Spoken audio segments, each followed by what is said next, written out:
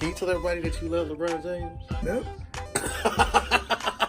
Well, tell everybody how much you like my jersey. No. Papa, do you like my new LeBron James jersey? No. Brother, what do you have on? Sir, come from around this Jeep. Sir, you're scaring people, bro. Oh, man, he don't want to come around this Jeep. Man, this dude got on a bald head, salt and pepper beard, a muscle shirt. This the key part that's not normal. The muscle shirt is tucked into bleached jean shorts with sandals.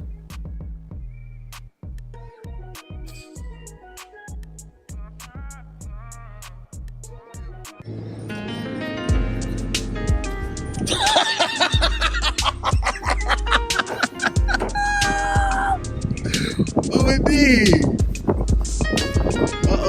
Don't let the wind catch you, OD. There you go. Let people know how you have me out here looking foolish. That's not true. Because I ain't that deep in your mouth. So I'm not going to know the goings on. You know what I'm saying? But see, you're taking care of yourself. You're fine. You're good. Got the crispy HD camera. Guess what? My phone just died. Oh, dang, that's unfortunate, bro. Ready? You ready? Yeah, back it up. Get on up. You ready? You ready, Charles? On your mark, set, go.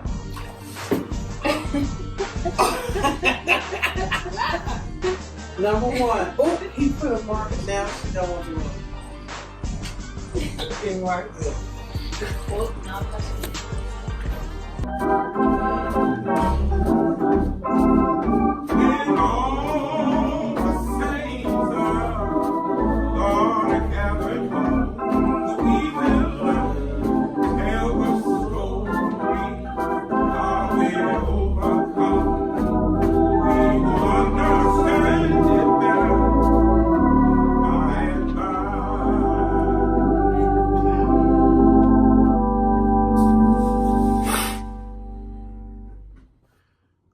So this past couple months have been pretty crazy.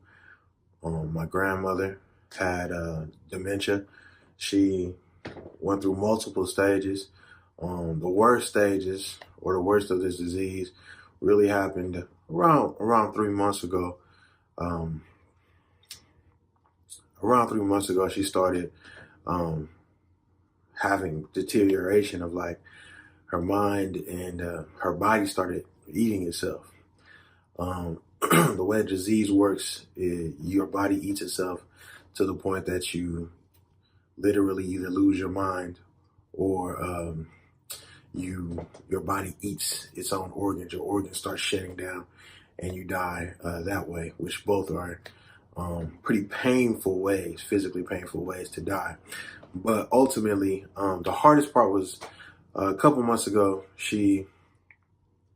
My mother, for me, this is the hardest part. My mother was trying to give her a bath, trying to get her ready. She had trouble walking, and she would fade in and out. Her mind would fade in and out of being conscious and then being like unconscious of really what reality is. And when she faded in, she looked at my mother early in the morning, looked at my mother and said, "Lisa, I don't want to put you and Charles through this. I'd rather die." And not too long after that, you guys seen in other videos where I've discussed, crying myself out my sleep, laying in my bed and just not understanding why I'm crying and being just really confused, emotionally. Because I mean, it's just tough. It's a tough situation. It's a tough disease. But those moments, and then her losing her ability to be conscious with us, and losing her ability to walk, and losing her ability to do normal tasks, eventually being able to eat, being able to swallow liquids. She passed away.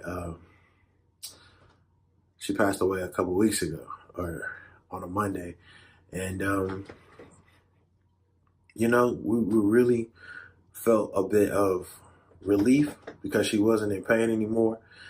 And, you know, my grandmother lived a really good life. She she left with us a lot of principles, a lot of value um, that I keep with me. One of those is fortitude. She had the ability to turn on a switch when things got hard, when things got difficult. She knew how to fix a situation. She knew how to make things smooth. You know, she worked since she was 6 years old. She raised 4 kids. She had to be a wife. She had to bury 2 of those kids. She had to take care of 3 grandkids. She knew what fortitude meant, and she knew what it meant to turn on the ability to fix situations without any problem. Not only did she have fortitude, but she taught me what it was to love family. The reason you work so hard, the reason you have fortitude is because eventually you got to make sure your family's taken care of. And for her, family was everything, you know. And it wasn't just people who had the same blood or shared the same DNA as her that was family. It was anybody she met. Anybody that woman met became family.